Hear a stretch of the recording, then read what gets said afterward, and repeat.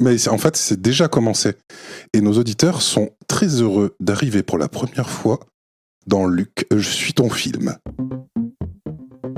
On va manger des chips. C'est une pomme chip ou deux, je suis un fanat des pommes Moi je suis dans le poulet. Eh ben je vois rien qu'au niveau du poulet, c'est un bordel. Je veux ta plaque, je veux ton arme et j'aurai ta peau. Autant embrasser un Wookie. Mais je peux arranger ça? C'est nous les trois connards? Non, Denis, ces mecs sont des nihilistes. N'aie pas peur, ça craint rien. Je reviendrai.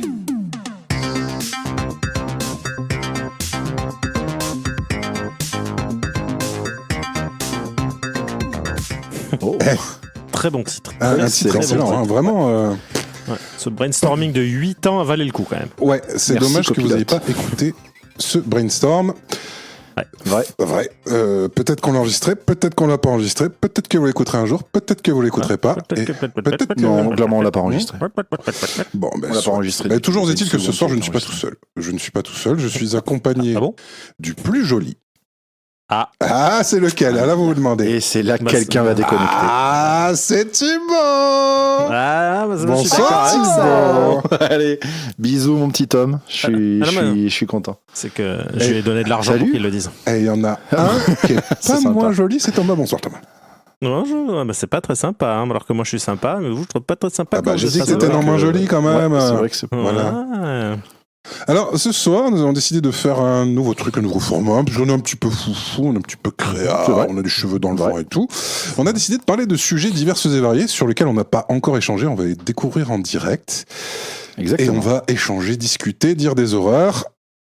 Oui. Du coup, on va faire un petit tirage au sort. On va commencer Mhm. par l'ami Thomas. Thomas, qu'est-ce que tu avais à nous raconter, mon joli? C'est Alors, vrai que t'es joli, quand même.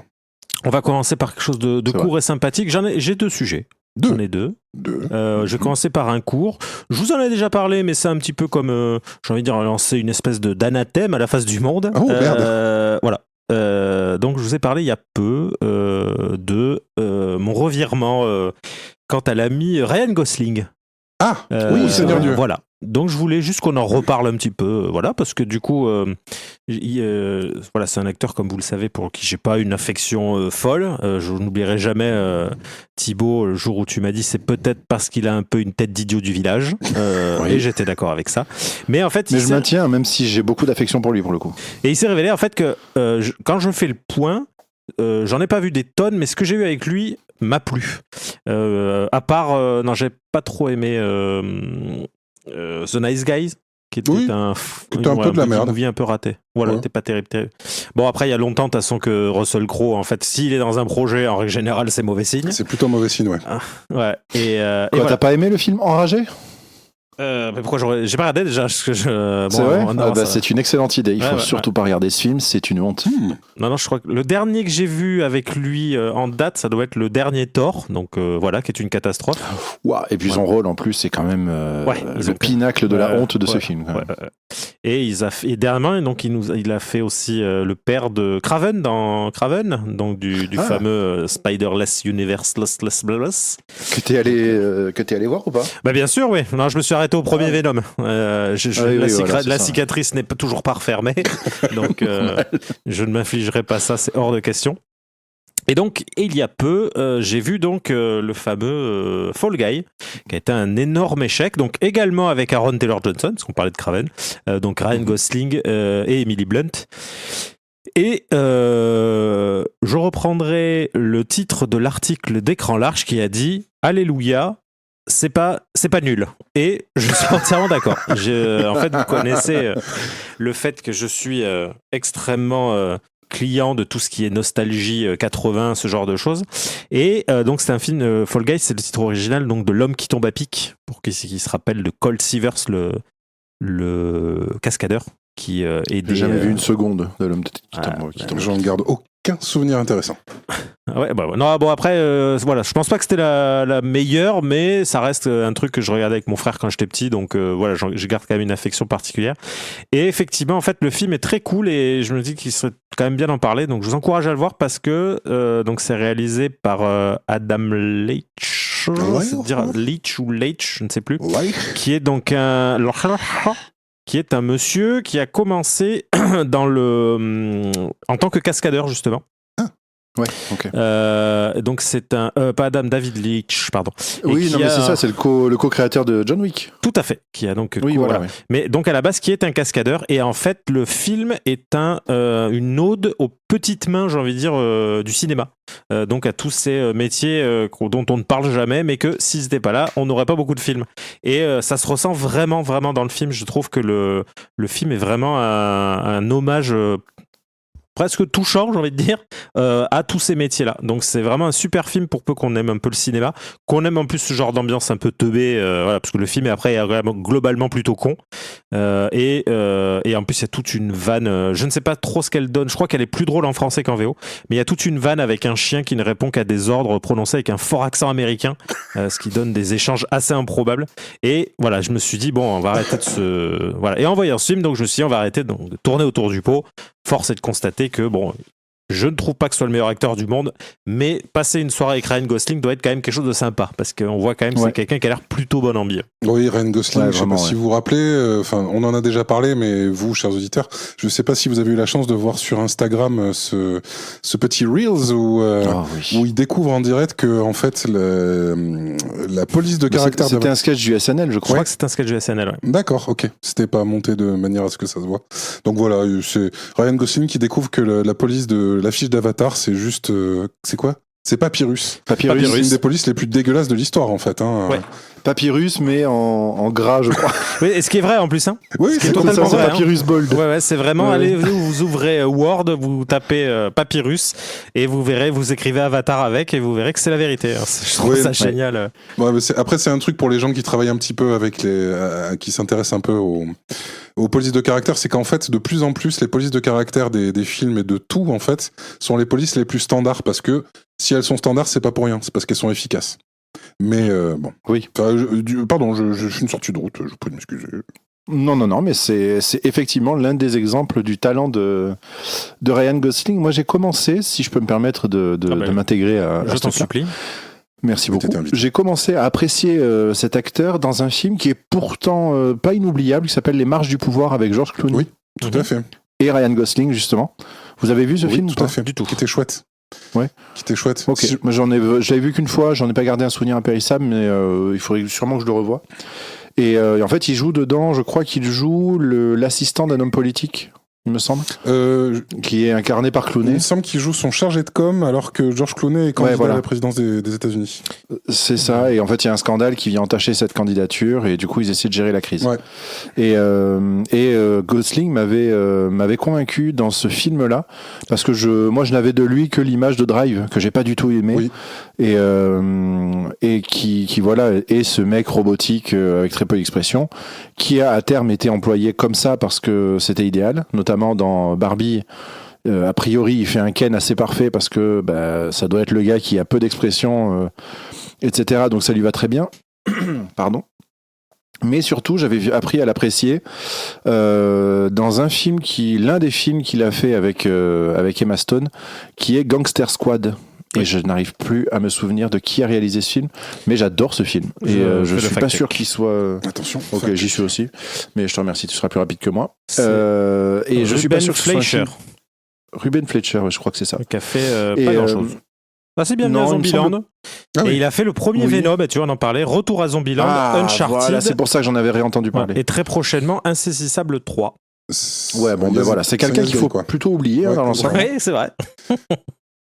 Mais Gangster Squad, j'avais adoré avec Josh Brolin, il y avait Nick Nolte aussi, il y avait tout un tas de gars, vraiment, il y avait un gros casting, et y compris Ryan Gosling qui l'a joué, une espèce de dandy ultra classe. C'est un film qui se passe dans les années 40 ou 50, je crois, à l'époque de la montée en puissance de ce gangster joué par Sean Penn. Mickey je m'en veux. Mickey Cohen qui arrivait en fait à Los Angeles et qui commençait à prendre la Californie en otage, et en fait Josh Brolin incarnait un ancien soldat qui était flic et qui était chargé d'organiser une espèce de Gangster Squad en fait, donc une escouade secrète qui serait désavouée par son capitaine qui est Nick Nolte. Et en fait, il doit regrouper des gars et faire une espèce d'Ocean's Eleven, mais dont le but est de saccager tout le travail fait par Mickey Cohen. Et voilà. Et dans l'équipe, entre autres, il y a Ryan Gosling qui tombe amoureux de globalement Emma Stone qui joue Jessica Rabbit. Et c'est assez génial. Et le film est méga efficace, je trouve. Il y a ah putain, j'en ai marre là, j'ai mon cerveau qui marche pas ce soir. Robert Patrick également qui joue dedans, qui a vraiment vieilli et compagnie. Il joue une espèce de pistolero, c'est un personnage issu d'un western. Il est génial et j'adore le parti pris visuel du film. Il en fait des caisses tout le temps, mais j'adore ça. Techniquement, c'est pas un film qui va avoir d'immenses qualités. Il y a une photo assez oubliable, voilà. Mais voilà, le cast s'en donne à cœur joie. Et Ryan Gosling pète de classe dedans. Et c'est là que je me suis dit, ce mec a quand même un gros potentiel.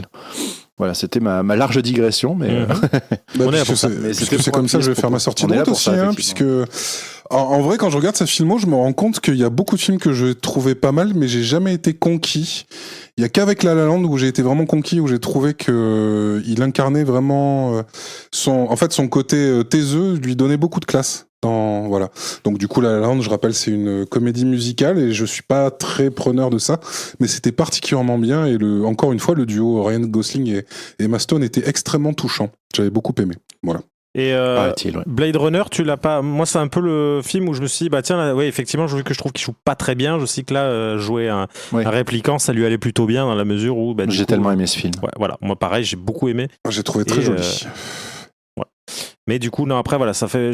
Comme je dis, j'en ai pas vu 100, mais voilà. Et donc, j'ai toujours pas vu Barbie, mais Fall Guy, voilà, j'ai été très agréablement surpris parce que j'en attendais pas grand chose parce que c'est quand même typiquement le film qui d'habitude sera nul à chier. Faut pas s'attendre à un chef-d'œuvre non plus, mais je trouve que le film quand même transpire le fait que David Leitch fait voilà, on sent que c'est quelqu'un qui est dans le métier depuis un moment et qui a à cœur de rendre un petit peu aux autres. Et pour info, du coup, on en avait parlé, Thibaut, mais il a également fait Bullet Train, qui était très très cool aussi. Oui, voilà, c'est ça. Je l'ai pas vu. J'ai adoré ce film aussi. Ouais, très improbable. Ouais, il a fait des trucs sympas. Et après, il a fait pas mal de trucs dans les années 2000 aussi. En fait, c'est un mec qui a quand même travaillé avec des grands. Oui. Parce qu'il a quand même fait. Il a travaillé avec Ringo Lam, bon, sur In Hell en 2003, mais Ringo Lam, qui est quand même une légende du cinéma hongkongais. Et en fait, il a fait quand même pas mal de trucs. Quand tu regardes, il a quand même une carrière hyper complète. Oui. Et c'était voilà, il a été cascadeur, coordinateur de cascade sur beaucoup de choses. Donc c'est quand même un mec qui a quand même une carrière quand même relativement raisonnable, on va dire, même si voilà. Et il a aussi fait Deadpool 2. Voilà, c'est un mec qui fait son petit. Voilà. Ouais, non, mais genre, il fait son petit bonhomme de chemin. Oui, tout à fait, absolument. Voilà. Il chemine. Et toi, Thibaut, tu voulais nous parler de quoi ? Dis-moi. Écoute, moi, j'ai une question à vous poser. Oups. Qu'est-ce qui, pour vous, mais on va essayer d'y répondre ensemble, qu'est-ce qui, pour vous, rend un film revisionnable ? Qu'est-ce qui fait que vous avez envie de revenir vers un film à un moment donné d'aller revoir un film ou une saga, ou j'en sais rien ? C'est une vaste question, Est-ce que vous saurez me répondre ? Je vais réfléchir au premier film dont je vais parler en suivant. En général, c'est une photo de film qui me déboîte à chaque fois. Okay. Ouais. Quand tu parles de photo, tu parles de l'image, l'image de mise en scène. Oui, voilà. Ouais, c'est ça qui me bute en général. Et qui me donne envie de c'est ça qui te donne envie de revenir vers un film. De me dire, putain, ça c'était très beau, ça. Ça, c'était intelligent, ça, c'était... Ouais, c'est souvent ce qui me donne envie d'y retourner. Comme The Substance, par exemple. D'accord. Tu vois un truc complètement fou, tu te dis, j'ai pas saisi tout ce que j'ai vu, il faut que je le revoie. Ouais, oui, d'accord, ok. Donc, une recherche esthétique. Ouais. Ok, intéressant. Et toi, Thomas, est-ce que tu saurais me dire ? Non, franchement, je sais pas. Mais pareil, en fait, le truc de se dire, de revenir dans un univers qu'on a bien aimé, ça peut être la musique, je sais pas, ça, vraiment, je pense que, je sais pas si c'est quelque chose que je peux expliquer en une seule réponse, en gros. Je pense que c'est vraiment en fonction de ce que j'aurais pu aimer dans un film ou autre. Donc là, comme ça, je te dis, je sais pas. T'as une idée de film en particulier, peut-être ou... Ouais, parce que sinon. Non, en fait, c'est en général, est-ce qu'il y a des films que tu revois régulièrement? Et si oui, pourquoi? Et je sais que tu es quelqu'un qui revoit beaucoup les films. Ouais, mais après, dans ce cas-là, moi, ce serait ce que je revois beaucoup, c'est quand même beaucoup de trucs. Ce serait plus de la nostalgie, alors toujours. Ça rien toujours, mais je pense que ce serait plutôt ça. Ouais. Et l'envie de revenir, tu vois, de se rappeler d'autres moments peut-être à travers un film. Le souvenir des années perdues. Tout à fait, oui. Et toi, Thibaut, parce que t'as mûri cette question-là, qu'est-ce qui t'a fait y penser? En fait, c'est surtout que je me la suis beaucoup posée cette semaine parce que je me suis revu quelques films que j'avais déjà dit que je me regardais régulièrement et dont je suis pas fier, mais peu importe. Notamment, je me suis revu 2012 récemment là, pardon. Et en fait, du coup, je me suis demandé pourquoi un film aussi nul, parce que c'est vraiment un film qui est mauvais à beaucoup d'aspects. Pourquoi j'ai envie, voire besoin de le revoir régulièrement? Parce qu'il n'est pas le seul dans ce cas-là. Et il y en a beaucoup. Et puis j'ai beaucoup réfléchi à la question. Il faut savoir que je suis quelqu'un qui a un rapport principalement émotionnel aux choses, aux films, enfin à la culture de manière générale. Et beaucoup plus émotionnel qu'analytique. C'est ce qui fait que régulièrement je passe à côté de pas mal d'éléments d'un film ou un truc comme ça, parce que je les analyse assez peu. Ce qu'il faut, c'est que je les ressente à fond. C'est faux. Non, mais je m'y mets petit à petit, mais par défaut, si je fais pas forcément l'effort, tout ce qui va ressortir, c'est l'émotion que j'ai ressentie dans le film. Et en fait, je me suis rendu compte que ce qui me ramenait vers des films, c'était ce qu'il me faisait ressentir. Ce qui me faisait ressentir sans le côté analytique. Et la plupart des films que je vais re-regarder, c'est pour répondre à un besoin émotionnel. Et souvent, c'est des films qui vont avoir une atmosphère qui va me parler. Alors c'est très vague l'atmosphère, et j'ai essayé j'ai essayé de me définir ce que c'était, et c'est très compliqué en fait. Il y a pas quelque chose qui fait ressortir ce truc-là, mais je sais que régulièrement, quand je repense à des films, je vais repenser à ce que j'ai eu l'impression de vivre quand je les regardais. Voilà, si je devais essayer de mettre des mots sur ce que c'était, je pense que c'est ça. Et du coup, je suis quelqu'un qui suis assez fasciné depuis que je suis tout petit, avec des rêves et des cauchemars que j'ai faits, par le concept de fin du monde. Et ça m'a toujours beaucoup interrogé, beaucoup fasciné ce truc-là vraiment. Et bon, pour le coup, 2012 est l'une des représentations les plus exubérantes et folles de ce truc-là. Et les films catastrophes, de manière générale, surtout les plus grandiloquents, sont ceux vers lesquels je vais le plus retourner, y compris Deep Impact, que je n'aime pas spécialement, et Armageddon, et ce genre de trucs, parce qu'on a cette vision-là du truc, qu'en plus, c'est des petits bonbons visuels qui font plaisir par moment. Oui, c'est ça.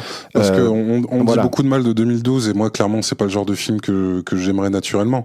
Mais en vrai, c'est un plaisir de voir ce grand film. À partir du moment où le film commence, c'est exceptionnel, et de l'avoir revu là, je le regardais comme ça en me posant beaucoup la question de pourquoi j'y retourne, et je voyais la ville de Los Angeles fondre, se déliter littéralement avec des pans entiers de villes qui s'envolaient presque, qui s'effondraient dans le vide.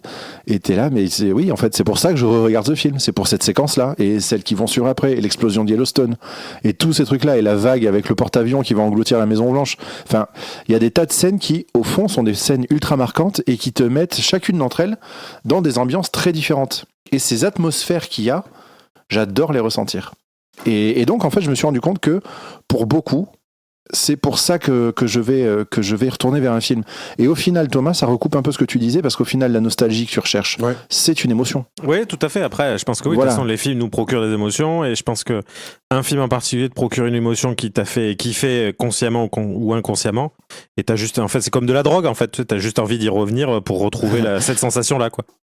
C'est ça, mais il y a un peu de ça. Mais en fait, il y a ce truc aussi que je disais, que parfois, c'est des décors, des décors ou des environnements dans lesquels se passent les films, même si les films sont pas forcément bons, l'environnement et la façon dont cet environnement est dépeint peut largement me faire retourner vers un film. C'est un univers cohérent, en fait, qui te touche. Comment ? C'est un univers cohérent qui te toucherait particulièrement, du coup. C'est pas tant la cohérence, c'est vraiment l'émotion qui se dégage du décorum. D'accord. Et souvent c'est ça. Il y a une série qui est une série que j'ai mais dans mon cœur et que je regarde très régulièrement. Et je vais revenir justement à ça, qui s'appelle Surface. Une série assez méconnue, mais Thomas, je t'en ai souvent parlé, je crois. Je connais. Voilà. Et tu l'avais vu ou pas cette série? Non, du tout. Non, moi, là, je regarde une série tous les 37 ans. Oui, donc, c'est vrai. Voilà, pour le coup, c'est une série qui a une seule saison de 13 épisodes et qui n'a pas été renouvelée. Ah merde. Et en vrai, je peux comprendre pourquoi. Hein. C'était une série sci-fi chaud. créée par des mecs qui ont fait The Event après. J'ai oublié le nom des gars parce que ça fait très longtemps que j'ai pas regardé. Là, d'ailleurs, je vais peut-être m'y remettre, mais je vais certainement attendre un peu et je vais développer ce sujet-là rapidement. C'est une série vraiment cheap en termes visuels, mais qui va parler d'un autre élément qui est ma plus grande fascination, à savoir les fonds marins. Et c'est une série qui va beaucoup citer Spielberg avec Jaws et qui parle par différents points de vue. Donc c'est une série donc il y a un peu un côté choral qui va parler de l'émergence d'une nouvelle espèce. Et ça se passe dans une espèce justement de côte, je crois que c'est la côte californienne, et il y a cette espèce d'esprit de ville balnéaire de bord de mer. Et j'adore me retrouver dans cette atmosphère-là. Il y a plein de trucs qui me saoulent dans la série qui sont pas forcément terribles, mais il y a plein de trucs qui sont vraiment d'excellentes idées dramaturgiques, je dirais. Et il y a un ou deux acteurs qui sont formidables. Mm-hmm. Et voilà, et bref, la façon dont cette série va dépeindre l'environnement dans lequel elle se passe me saisit à chaque fois. Et je sais que j'ai régulièrement l'envie profonde de me replonger là-dedans parce que j'adore ça, comme j'ai envie de me remater un Jaws pour les mêmes raisons et ce genre de trucs. Et c'est ce qui m'amène au fait que j'ai personnellement un petit cycle que j'ai envie de me mettre en place qui fait qu'à l'approche de l'été, j'ai quelques petits films sur l'océan que j'ai envie de me mater. Et Jaws et Surface en font partie. Voilà, il y en a d'autres évidemment, mais je vais pas monopoliser la parole plus longtemps. Mais voilà, les facteurs de revisionnage des films sont un sujet qui m'a un peu interrogé ces derniers temps et que je trouve très intéressant. Parce que ça, au final, ça dit long sur ce qu'on recherche dans le cinéma. Complètement, mais je sais pas si vous allez être d'accord avec moi, mais j'ai l'impression que l'analyse du pourquoi j'aime, l'analyse de qu'est-ce qui me touche dans ce film, en fait, pour ma part, ça a vraiment explosé depuis qu'on fait cette émission ensemble. Il y a peut-être des films que j'aurais moins adoré si j'avais pas, j'avais pris l'habitude analytique depuis longtemps, mais le fait de souvent parler de films et assez longuement tous les trois, ça me permet aussi de... C'est vrai, hein. C'est vrai que ça change notre rapport au truc, je suis assez d'accord avec ça. Oui, c'est vrai qu'en fait, moi je prends l'habitude en fait, de regarder des films en me disant, mais presque, qu'est-ce que j'en dirais si là tout de suite j'allais enregistrer un épisode. Oui, ouais, c'est vrai. Et c'est vrai que du coup ça donne une façon différente de voir. C'est ça, c'est devenu une grille de lecture, ouais. Oui, et puis, ce qui fait que... Cool. Grâce aux gens qu'on a... Film... Pardon, je t'en prie. Non, juste, ce qui fait que quand je regarde un film en fait qui me happe complètement, je le perds. Et c'est là que je me rends compte que le film en fait m'a vraiment captivé au point que cette façon plus analytique de les regarder, par ce moment où je la perds, c'est que je sens qu'en fait le film m'a emporté avec lui, quoi. Oui, et j'ai pensé à ça pas plus tard que ce week-end en regardant un film dont on va parler dans un moment qu'on vous spoilera pas. Je sais pas si c'est ton cas, Thibaut, parce que je sais que tu l'as vu, mais Thomas, tu l'as pas encore vu. Je l'ai regardé et j'ai été tellement blasté que je ne peux rien en dire tellement c'était bien. C'était. C'est bien simple, on a un document partagé dans lequel il fallait prendre des notes. Pareil, vous regarderez le document, il parle des 5 premières minutes. Et non, je crois que j'ai essayé de prendre quelques notes au long du film, mais franchement, c'était impossible. Ouais. C'était impossible parce que j'ai été happé, pareil, et saisi par le récit, quoi. C'était fou.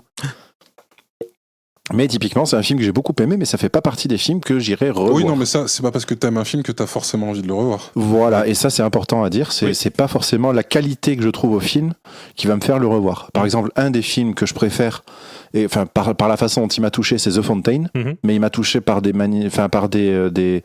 billets qui peuvent être assez douloureux, et du coup, c'est pas forcément un film vers lequel je vais retourner très souvent.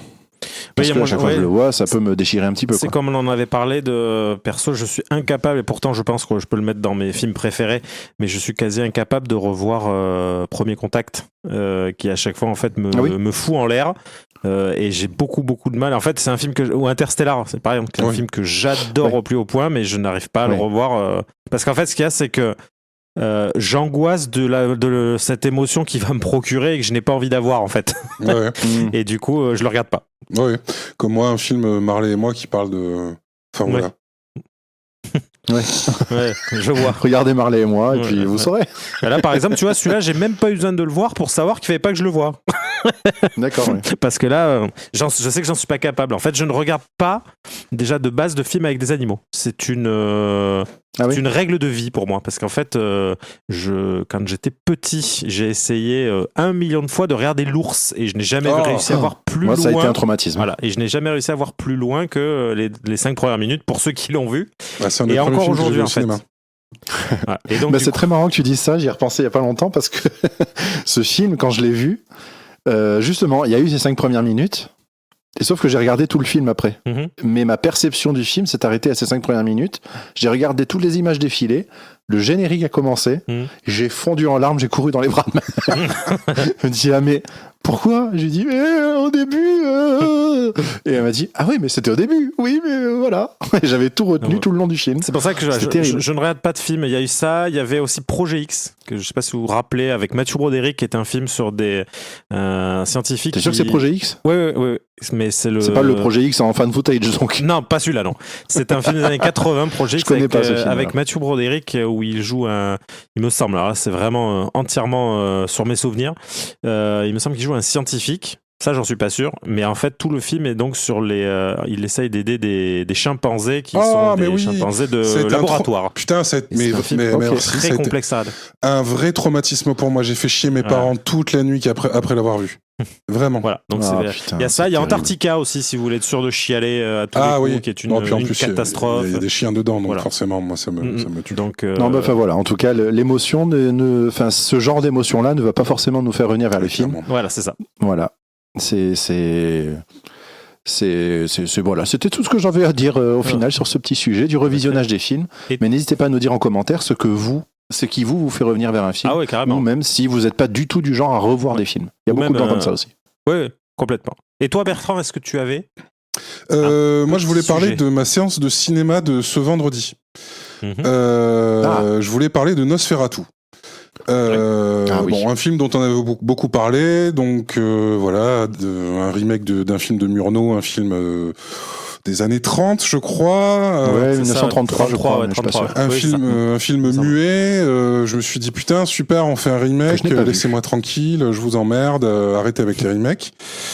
Et j'avais vraiment pas envie de le voir. Et un ami qui m'est cher, je lui fais un bisou, c'est Nicolas, qui m'a dit est-ce que tu l'as vu? C'était sublime. J'en ai parlé à Thibaut qui m'a dit c'était un film très très beau. Enfin tu m'as dit c'est un Egger. Je sais Tu plus m'as ce dit que c'est j'ai un dit, mais Egger. c'est un Robert Eggers et qui est à la hauteur de ce qu'il a Ouais, fait. tout quoi, à fait. Bon, du jusqu'à coup, j'en ai vu 2 autres le week-end dans le week-end qui a suivi. Et maintenant. J'ai vu ça avec ouais. sur Letterboxd. Sur j'ai vu ça. Letterboxd, tout à fait. On en parlera après. Donc voilà, j'y suis allé parce que de toute façon, c'était vendredi que je voulais voir un film et ça m'a complètement déglingué. On parlait de la question esthétique et c'est là que je suis arrivé à la conclusion que je suis définitivement extrêmement attaché à la question esthétique. Et ce film est d'une beauté. Il y a des réalisateurs, par exemple Denis Villeneuve, que j'adore au plus haut point, qui a tendance à faire des photos où tu vois un plan avec des personnages, une petite mise en scène, quelque chose qui bouge. C'est très beau, mais c'est une carte postale. Snyder aussi le fait énormément avec des ralentis. Mais ce réalisateur-là a tendance à travailler énormément son image, mais l'image bouge.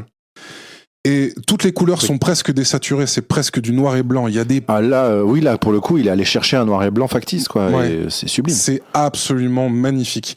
Vous savez à quel point j'adore le Dracula de Coppola. C'est une sorte de remake du Dracula de Coppola, mais tu prends tout le romantisme de ce film, tu l'arraches et tu ne laisses que la violence.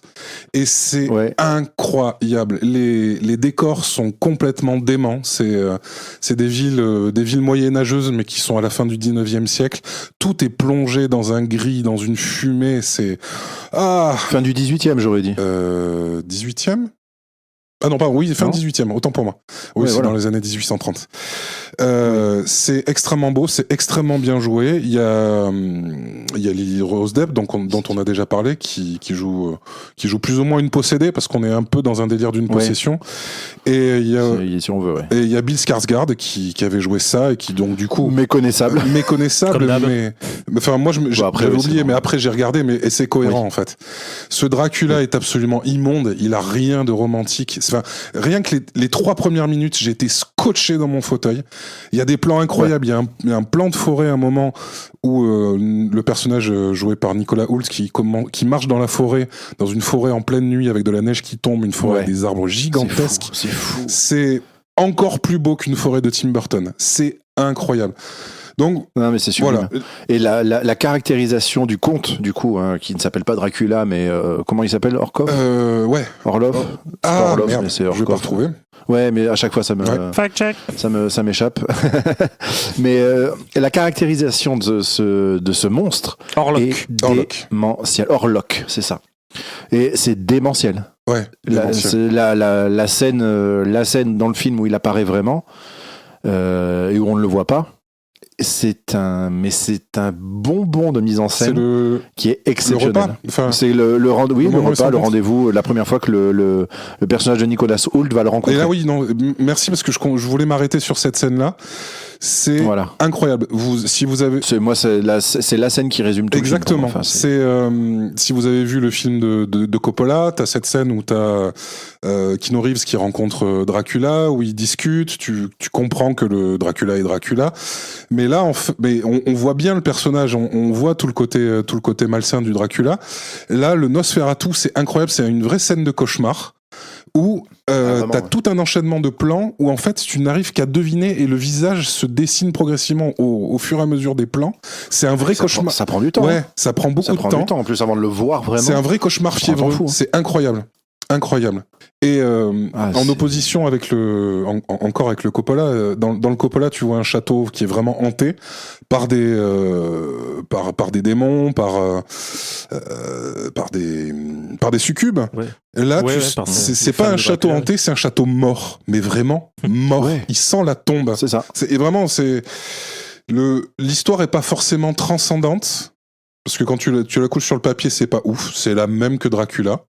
Sans le romantisme, mais vraiment la photo. Oui, puis assez attendu au final aussi, parce qu'il y a un style de twist vers la fin, avec une histoire de signature, mais enfin c'est même pas un twist vers la fin, mais il y a un petit twist dans l'histoire et au final tu le vois venir, mais dès le début quoi. Oui. Et il faut pas chercher à voir ce film pour ça. Encore une fois, c'est une expérience émotionnelle et sensorielle qui est assez unique et qui marche très bien parce que la terreur va venir justement de la photo, je trouve beaucoup. Complètement. Parce que le grain du film est tellement inhabituel, tellement froid, il est glacial. C'est un film d'hiver, je trouve, vraiment, parce que t'as un froid humide sur toi tout le long du film. C'est poisseux, c'est terrible, vraiment, c'est incroyable. Les plans des bateaux des plans des bateaux qui sont vraiment sur un fond de brouillard qui se dessine sur une rivière. Oui, c'est ça. C'est sublime, c'est absolument sublime. Et puis il y a l'un des acteurs fétiches de Eggers, maintenant, Willem Dafoe, qui n'a pas raté un de ses films, je crois. Oui, tout à fait. Ah si, à part The Witch, je crois qu'il n'est. Oui, il joue dans Northman. Oui, il n'est pas dans The Witch. Pas dans The Witch, il me semble. Non, mais il joue dans The Lighthouse, évidemment, dans Northman et dans Nosferatu. Et là, il est brillant. Je trouve qu'il n'a jamais aussi bien employé que remarque dans The Lighthouse. Il est chaud. Phénoménal. Il est phénoménal dans Lighthouse. Mais en plus, c'est de l'horreur intelligente. Il y a beaucoup de gens qui parlent d'Elevated Horror. Mais c'est de l'horreur qui passe pas forcément par le sale, par le dégoût, par la violence. C'est très suggéré. C'est très mis en scène. Ouais, c'est une horreur atmosphérique, quoi, vraiment. Et juste, les 5 premières minutes, il y a un plan qui est repris dans l'affiche, je crois, où je veux pas vous spoiler parce que c'est vraiment le tout début, où il y a une jeune fille qui regarde vers dehors, le tout éclairé par la pleine lune. Et on n'a pas parlé de la lumière. Ouais, la lumière qui est extrêmement bien gérée. Et donc du coup, t'as des coups de vent avec des rideaux, des rideaux qui bougent, et on voit l'ombre du personnage. Et quand les rideaux reculent, il n'y a pas le personnage, c'est que son ombre, et l'ombre qui réapparaît avec chaque mouvement de rideau. C'est incroyable. Et moi, ça fait partie de ces plaisirs que j'ai de plus en plus régulièrement. C'est vraiment des frissons de plaisir au cinéma quand je vois une image aussi belle et une idée aussi intelligente. Ouais. Voilà, c'est ça en fait. C'est un film bourré d'idées incroyables. Et il y a Aaron Taylor Johnson aussi qu'on voit dans un autre film style. maintenant. Ouais, il joue dans tous les films, mais là il est dans un registre différent d'habitude. Il est très bien, il est parfait. Et Il est parfait. C'est un vrai bonheur, quoi, vraiment. Bref, et puis en plus voilà, bon du coup je suis tombé amoureux de Robert Egger. Voilà, j'ai pas terminé de regarder The Lighthouse, mais je suis très content que tu me rejoignes là. The Witch, c'est dément. Et c'est ce genre de film, j'adore. Après, je vais arrêter de monopoliser. C'est ce genre de film que tu regardes d'un bout à l'autre, et c'est dans les dernières minutes où tu te dis, mais vraiment, les derniers plans, tu te dis, j'ai vu un truc formidable. Tu te serais arrêté 2 minutes plus tôt, c'était pas le cas. C'est incroyable. Exactement. Voilà. Et j'ai été tellement marqué par ce film. Vraiment. The Witch, espèce c'est presque un huis clos à ciel ouvert, quoi. C'est réussir à créer l'isolement dans un grand espace comme ça, c'est trop fort. Et pareil, il a un truc avec le malaise lancinant, ce gars-là. The Lighthouse, on est à fond là-dedans, c'est l'archétype même de ça. Avec Robert Pattinson et une moustache. Comment ? Robert Pattinson et qui a invité une moustache sur son visage. Oui, exactement. Exactement. Et The Northman, au final, je pense, son film le plus accessible. Je l'ai pas encore vu, lui. Ah, putain, je l'ai trouvé très brillant aussi. Hein. Mais c'est son film, je pense, le plus accessible parce qu'il est un poil plus orienté action. C'est un super film, vraiment. Je l'ai trouvé vraiment, vraiment génial. Et donc, merci d'avoir parlé du film parce que ça a été un des grands moments de cinéma là, de ce début d'année. Ouais, en vrai, ouais, pour l'instant. Enfin, cette fin d'année, j'ai eu de la chance de le voir en légère avant-première. Ah ouais. Ouais, près de Toulouse. Et j'ai failli y retourner le samedi. J'aurais peut-être dû. Ouais. Voilà, c'est comme The Substance, et Furiosa, c'était un vrai grand bonheur de cinéma. Voilà. Ouais. Thomas, autre chose à nous raconter ? Non, juste je rebondir sur ce que vous avez dit. Je n'ai vu aucun film de Robert Eggers, mais en fait la totalité de ses films est dans une liste que depuis bien longtemps j'ai tous envie de les voir. Parce qu'effectivement, de ce que j'en ai vu, et même Nosferatu, en fait, j'adore Bill Skarsgård, j'aime beaucoup les histoires de vampires.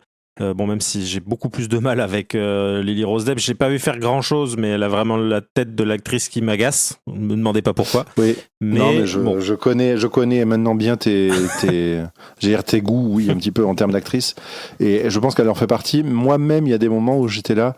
Est-ce qu'elle est juste un peu indigente ou est-ce qu'elle joue très très bien ? Je crois qu'elle joue très très bien dans Nosferatu. Elle joue très bien. Je sais pas, parce qu'elle a l'air d'être quand même réputée pour être une très mauvaise actrice. Donc est-ce qu'elle est très correctement dirigée ? En fait, il faut qu'elle soit dirigée, je pense. Est-ce qu'elle est très Robert Eggers dirige parfaitement ses acteurs, je trouve. Après, moi, ce qui m'a déglingué, c'est que j'ai appris que ça devait être Furiosa. Je vais pas retrouver Anya Taylor-Joy. Ça devait être Anya Taylor-Joy et ça m'a attristé que ça n'a pas été elle. Voilà. En plus, ça aurait été cohérent. Hein. Elle est dans The Witch, elle est dans The Northman. Donc, ça aurait été cohérent et ça aurait été très bien. À savoir également que j'ai énormément de mal en fait avec le népotisme forcé. C'est-à-dire, j'ai aucun problème avec le népotisme quand il est cohérent. Là, j'ai plus l'impression qu'elle est arrivée là parce que. Et j'ai beaucoup de mal avec cet état de fait. En règle générale, ça a tendance à rapidement m'agacer. Si ça se trouve, elle va faire 10 films où elle va me convaincre et je passerai à autre chose. Elle aura un Ryan Gosling. Voilà, il va falloir qu'elle taffe, quoi.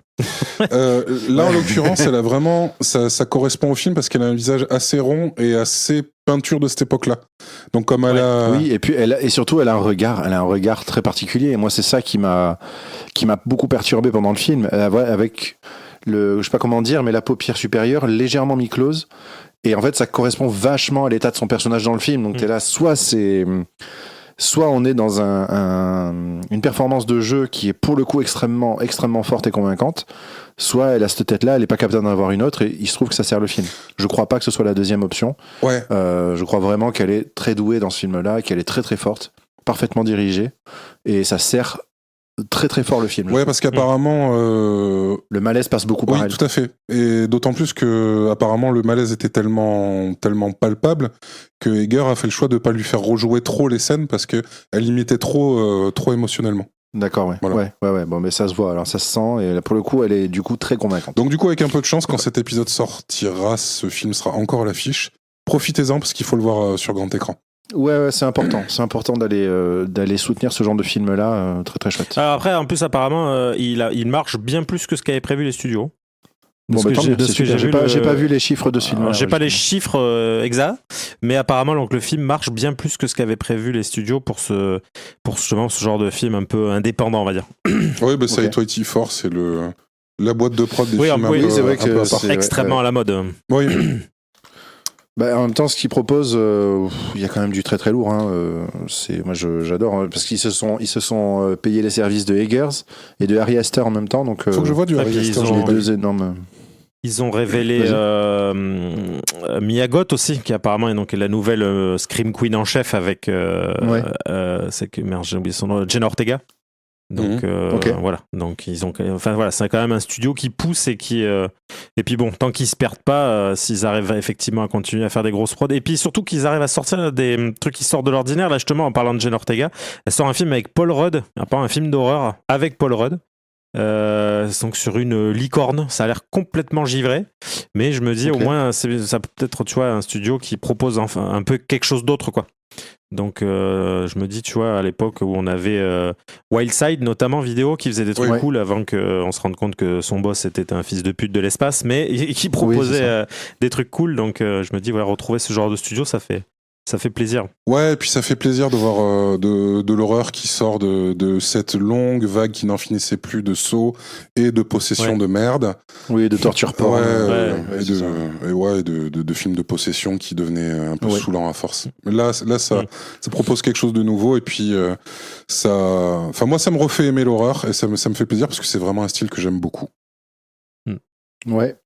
Pour un petit point box-office, alors je suis sur Allociné, c'est pas méga à jour sur le box-office France. Mhm. Ça s'arrête au 8 janvier, il était monté à 290 000 entrées, ce qui est quand même tout à fait raisonnable. Je sais Mhm. pas pour combien de copies par contre.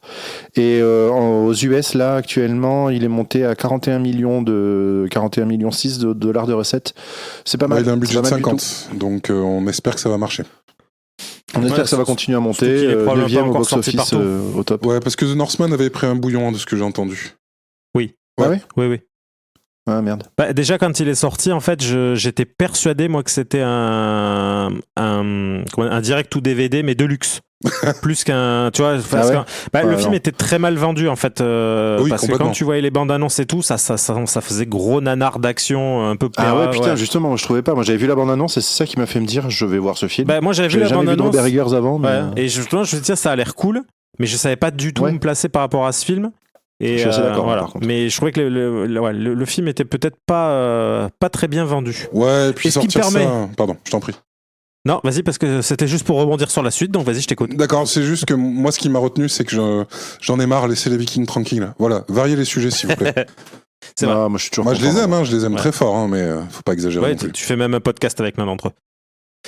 Voire Du deux, coup, peut-être. ça m'amène, donc quand je parlais de films mal vendus, ça m'amène donc à mon deuxième sujet. Ouais, bien envoyé. Ah, J'ai vu un film il y a quelques jours et je me suis intéressé du coup à la carrière de son réalisateur. Et j'ai voulu voir avec vous si on est sur un réalisateur talentueux, un réalisateur qui a un seul style et qui n'en sortira plus jamais, ou quelqu'un qui est monté haut et qui va rapidement redescendre bas. Vas-y, envoie. J'ai nommé Matthew Vaughn, qui est donc un... je l'identifie tellement peu. Donc, alors, Kingsman.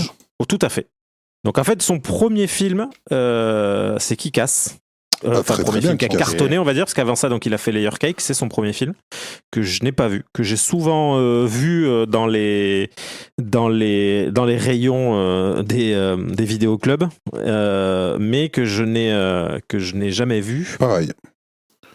Parce que justement, Ouais, j'en ai vu quelques-uns quand même. voilà, parce qu'en fait, donc, à savoir que j'ai une aversion totale pour Daniel Craig et qui Oui, du coup voilà. voilà, mais qui existait déjà avant James Bond. Hein. James Bond a juste été le Ouais. clou dans le cercueil de ce que je pouvais espérer de ce monsieur, contre qui je n'ai rien en particulier, mais voilà, donc je n'ai jamais vu Layer Cake qui m'a toujours semblé être un sous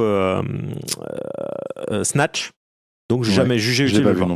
Stardust ensuite, qui je crois Pas vu non plus, voilà, pas vu. est sorti à cette grande époque entre 2005 et 2010 où ils faisaient un livre, ils en vendaient 4 et ils en faisaient un film et ils disaient que c'était le best-seller de l'année, donc Hunger Games, Divergente et j'en passe.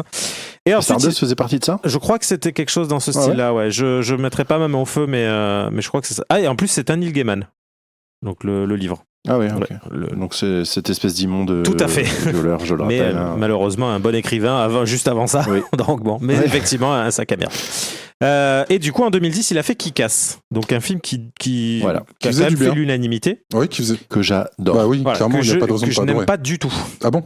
Ouais. Ouais, j'ai jamais aimé ce film. Je trouve que, je sais pas, je trouvais que, je sais pas, j'ai jamais su me l'expliquer parce que pour le coup, c'est globalement le type de film qui aurait dû, qui devrait marcher. Mais voilà, je l'ai vu plusieurs fois pour vraiment être sûr, mais vraiment, j'ai jamais aimé. Mais je crois qu'on a un truc avec Tu ce saurais type de film. dire ce qui te dérange? Pardon, vas-y Bertrand. J'allais dire, t'as un truc avec ce type de film qui devrait me plaire. Souvent, tu n'aimes pas qu'on te force la main. C'est peut-être quand ça coche trop de cases en fait. J'ai peut-être la sensation, tu sais, que le film il est trop calibré pour moi et que du coup j'arrive pas à adhérer parce que je me dis hop. Il y a un loup. C'est un coup des Illuminati, c'est sûr. C'est beau, tu disais. Donc du coup non, je saurais pas l'expliquer. Je sais pas pourquoi, Non, mais okay. Je l'ai vu plusieurs fois.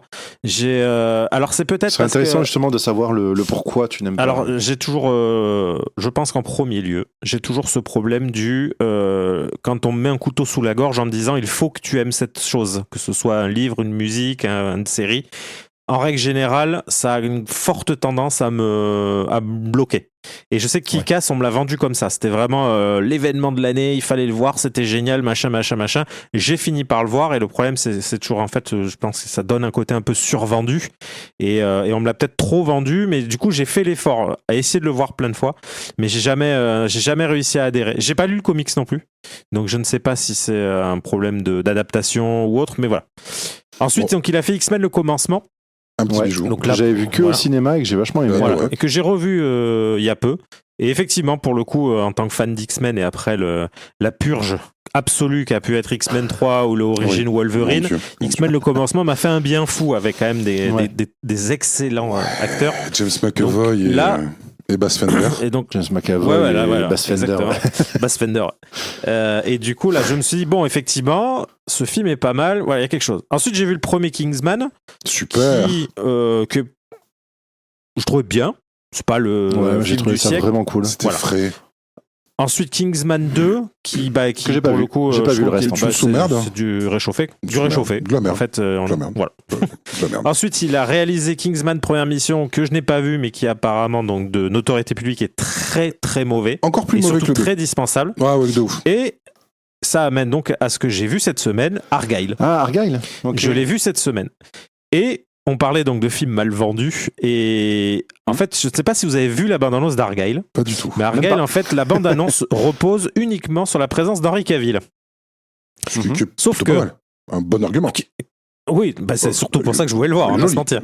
Sauf que la totalité de la bande-annonce contient les 5 minutes où l'on voit Henry Cavill. Ah merde. Et pour moi, c'est un problème. Je rappelle-toi, Thibaut, à l'époque, quand on avait vu le film Sans issue. Voilà. Ouais, j'allais t'en parler. Voilà, qui sera toujours notre valeur étalon. Et en fait, j'ai ressenti la même chose. C'était l'acteur principal d'ailleurs de ce film. C'était lui. Mais c'est Bruce Willis qui. Oui, c'est ça, je me rappelle. Mais c'était bien Henry Cavill. C'était Henry Cavill, l'acteur principal, qui jouait le fils de Bruce Willis et de Sigourney Weaver, qui était un très très mauvais film qu'on avait vu au cinéma et qui clairement ne méritait pas du tout une sortie cinéma. C'était un film.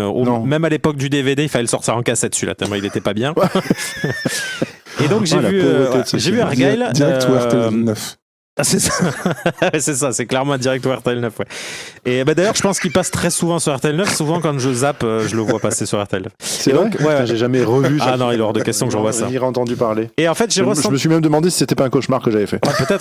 C'est peut-être une hallucination collective qu'on a eu tous les deux. Probablement. Et donc j'ai vu Argyle. J'avais vu la bande-annonce. Je me suis dit tiens, ça a l'air sympa, ça a l'air d'être une comédie un peu à l'arrache, comédie d'action. Et le film commence dans cet esprit-là, dans une espèce de continuité de Kingsman. Et en fait, le film était bizarrement vendu, parce que du coup, j'ai revu la bande-annonce juste après avoir vu le film. Et en gros, non, le film, en gros, raconte l'histoire d'Argyle, au début, qui est donc un agent secret international vraiment typé James Bond.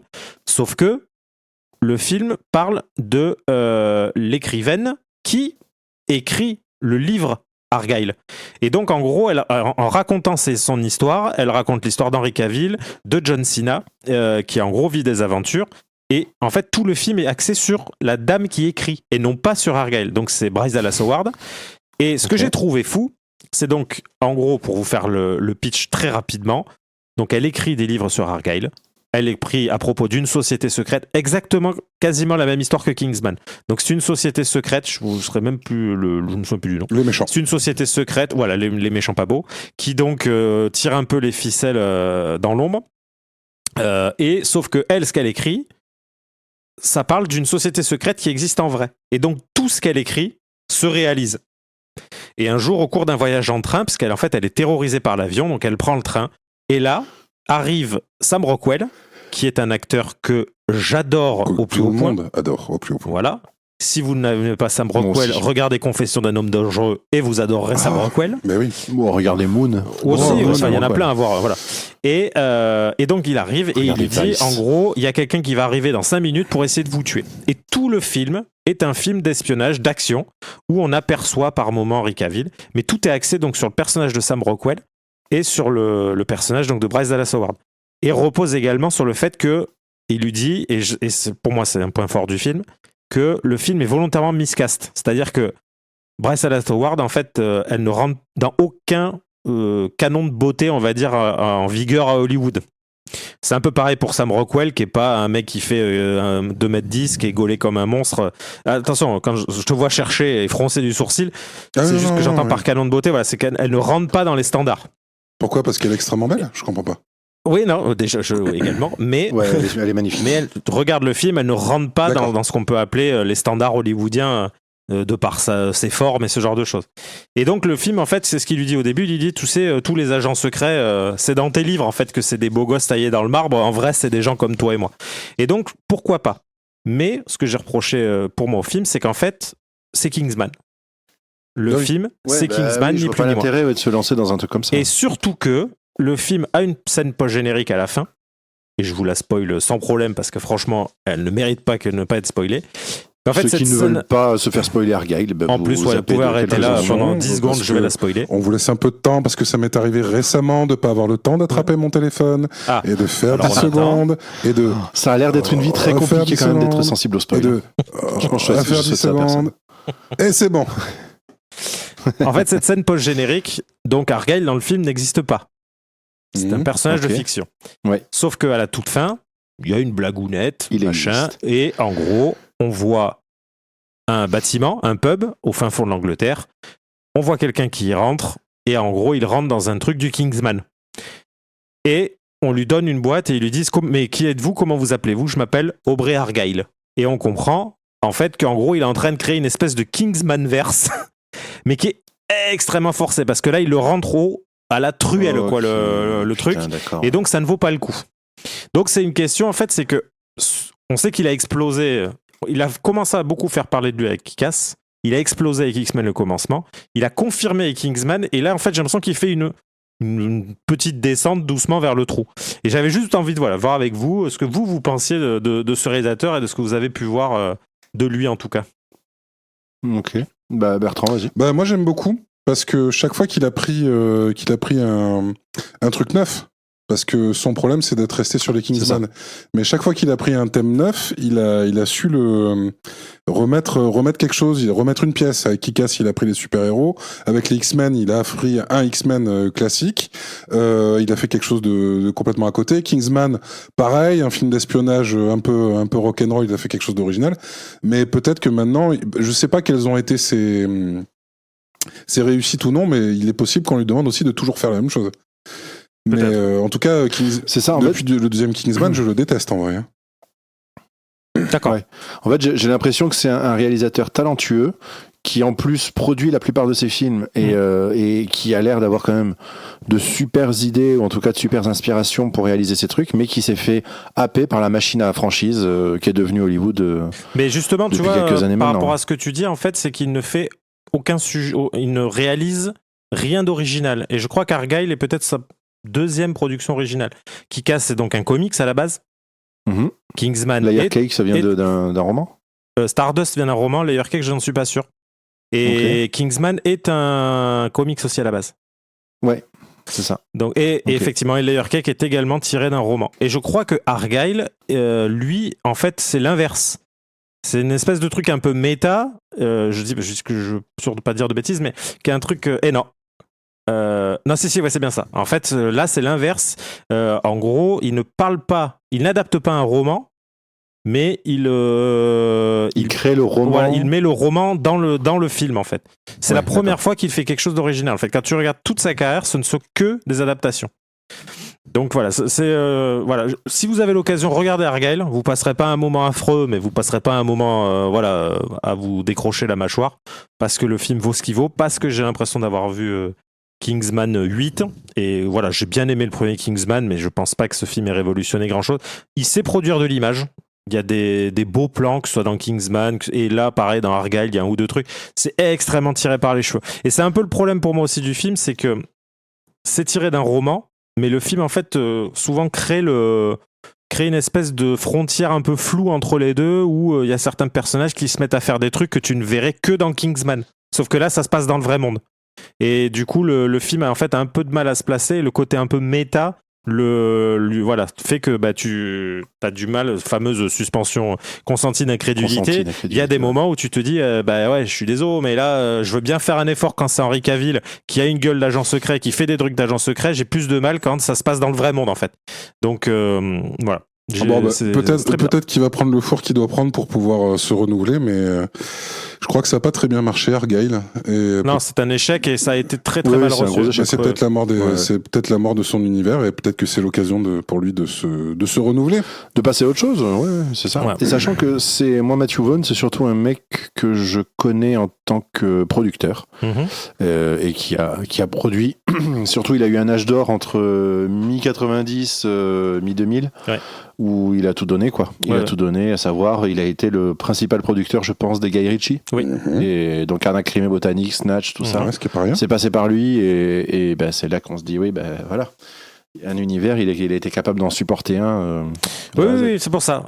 Comme tu dis, Bertrand, peut-être qu'effectivement, il va enfin revenir à autre chose, retravailler avec un scénariste, peut-être ne pas adapter quelque chose. Ou alors, tu vas voir que là, je me dis, avec l'arrivée du DCU de James Gunn, justement, passer chez la distinguée concurrence, peut-être, et réaliser, revenir à un film de super-héros. Une grosse merde dans le DCU, hein? On ne sait pas. De toute façon, je ne crois pas beaucoup à ce DCU, mais peut-être que. Oui. Voilà. Ouais. On verra. Qu'on passera un moment génial devant Superman. Peut-être qu'on va passer un moment génial devant Superman. Peut-être. On verra. Peut-être. Mais ce qui rendait Man of Steel si grandiose, c'était peut-être le fait qu'il y avait Henry Cavill avec une tenue moulante. Ah, ça, après, je ne sais pas. C'est pas moi qui juge. Ça joue beaucoup. C'est pas mon seul argument, mais il en fait partie. Et pour conclure juste. Je vois, par rapport à ce que tu disais, Thibaut, en 2001, il a produit Carton Rouge. Oui, une machine exceptionnelle que je vous conseille de voir, avec Jason Statham dans le rôle d'un moine repris de justice. C'est un film, un moine bouddhiste repris de justice, complètement chialé de rire. Avec Vinnie Jones aussi, qui jouait beaucoup à l'époque à Guy Ritchie, qui est un ancien qui jouait dans Snatch, tout à fait. Et en fait, c'était un footballeur qui a joué à Chelsea notamment, qui était un mec qui était considéré comme un boucher. C'est vrai que chercher des images de Vinnie Jones sur YouTube, c'est une horreur, c'était un boucher. Et en fait, le film a un côté justement un peu méta lui aussi, où en gros dedans il joue quelqu'un qui rentre en prison, et comme c'est une ancienne star du foot, et comme il voit qu'ils ont une star du foot dans la prison, il décide d'organiser un match de foot gardien contre prisonnier. Et ils vont chercher donc Jason Statham qui est en isolement parce qu'il est complètement givré, mais en fait c'est un excellent gardien. Donc ils le mettent en tant que gardien. Le film est génial. C'est un pur produit de la comédie anglaise qui a été remaké avec Adam Sandler et mi-temps au mi-tard. Mi-temps mi-tard. Et il y a Burt Reynolds aussi et quelques catcheurs, et l'enfer sur terre. Il y a également Chris Rock qui est une personne extrêmement bruyante et pas forcément très drôle. Voilà. Ok. Je vous rends la main, mais j'avais envie de parler de ce Argylle qui ça m'a vraiment questionné, on va dire, sur les talents de son réalisateur. Est-ce qu'on se ferait pas un tout petit tour de table avant de quitter tout le monde sur éventuellement une petite reco de film ou de série? T'avais pas un autre sujet, Bertrand? Si. Ah voilà. Ah pardon, c'est vrai. Ça me semble bien. Bah, je vais faire. Ah ben on coupera cette phrase. Non, du tout. J'étais prêt à passer outre parce qu'on est à On arrive à 1 heure d'émission. On n'est pas très loin. Je n'ai plus que 2 minutes. Je vous recommande vivement un film qui est sorti l'an dernier, qui est une exclusivité Prime, qui s'appelle Challengers. J'arrête pas de vous en parler. C'est un film avec Zendaya, de Guadagnino, avec Zendaya, tout à fait. Zendaya. Un film sur 3 jeunes hommes qui commencent, disons, vers 15-16 ans à devenir des tennisman professionnels, qui sont en devenir 2 garçons et Zendaya. C'est un film avec un rythme complètement ouf, qui commence sur le match final. J'aime bien ces films qui commencent sur la scène finale, sur la fin, et qui s'étalent sur tout le film. C'est un des montages les plus incroyables que j'ai vus ces dernières années. J'ai jamais été convaincu jusqu'à maintenant par Zendaya. Je la trouve absolument sublime en reine manipulatrice et venimeuse. Elle est incroyable, et ses 2 compères sont incroyables. C'est un film assez chaud parce que c'est un trio amoureux. C'est incroyable, et ça fait partie des meilleurs films que j'ai vus l'an dernier. Et voilà, on n'est même pas à 1 heure. Allez là. Classe. Voilà. Thomas, une petite reco, vite. Alors là, comme ça, tout de suite, non, je vais revenir sur ce que j'ai dit au début. Regardez Fall Guy, qui est une vraie déclaration d'amour au cinéma et à ses petites mains, comme je vous disais. Et moi, m'a vraiment beaucoup amusé. Et voilà, j'ai retrouvé vraiment une vibe presque un peu 80. Et voilà, ça prouve. On sent que le réalisateur s'est amusé, tout en étant respectueux de son médium. Thibaut, il te reste quelques secondes pour une petite reco.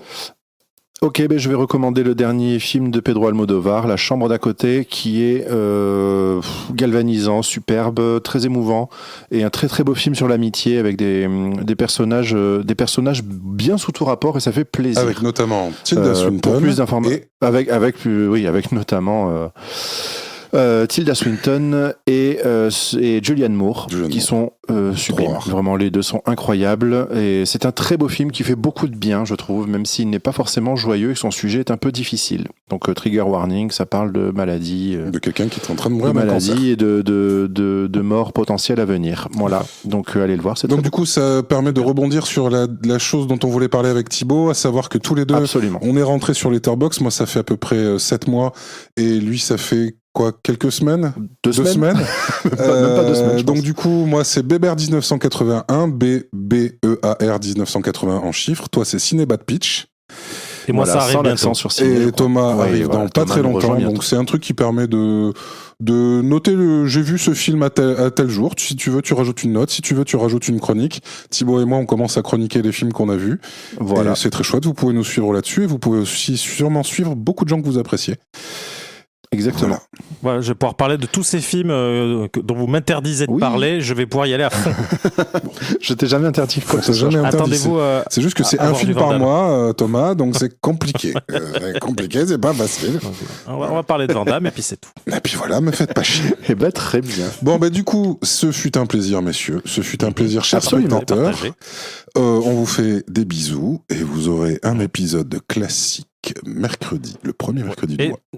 N'hésitez pas, petit commentaire, petite note, ça marche aussi sur ce format-là. Si ça vous plaît pas, vous nous le dites, on le fera plus. Si ça vous plaît, vous nous le dites, on le refera. Mais n'hésitez pas. Et donnez votre avis sur ce qu'on s'est dit aussi, c'est important. Parce qu'on fait pour vous. J'ai rien compris de ce qu'a dit Thomas. Qu'est-ce qu'il expliquait, Thibaut? J'ai pas compris. Non, effectivement, Thomas, si je peux me permettre, t'as peut-être manqué un poil de clarté. Comme on a peu de temps, je vais faire ça rapidement. Prenez cet épisode, par exemple. Oui. Vous l'écoutez bien quelque part. Ce quelque part, normalement, ça vous permet, sauf si vous êtes sur Deezer, parce que bientôt ils connaîtront le concept de noter les trucs. Mais vous allez sur votre appli d'écoute. Si c'est Deezer, choisissez-en une autre. Soyez des êtres humains. Et allez mettre une note. Une note, un commentaire, on peut pas faire plus simple que ça. Notez, commentez, insultez-nous ou acclamez-nous, ou simplement donnez votre avis sur ce qu'on a dit, et vous verrez que c'est assez cool. Mais j'ai l'impression d'être un peu perdu dans moi j'ai rien compris, rien du tout. Bertrand, peut-être si tu peux. Je crois que j'ai compris ce que essayait de dire Thibaut, à savoir que là on fait un nouveau format. Merci, parce que même on a un peu peur, on se demande est-ce que nos auditeurs vont apprécier. Est-ce qu'ils vont apprécier? Donc, petit auditeur, si tu apprécies, tu mets 5 étoiles. Si tu n'apprécies pas, tu mets 5 étoiles. Et tu dis en commentaire... Ça marche. Pardon, excusez-moi, je vous coupe. Ça marche aussi pour les petites auditrices ou pas? Bien sûr. Mais non. Okay. Attendez, parce que ça change tout. Bah oui, mais c'est pour ça que je demande. Non, c'est pas con. En tout cas, si vous avez écouté jusqu'au bout, on vous remercie, et mettez en commentaire coucourde, s'il vous plaît. On veut le mot coucourde. Est-ce que c'est un teaser pour le prochain épisode de discussion? Probablement. À bientôt, des bisous. Des bisous. Bisous.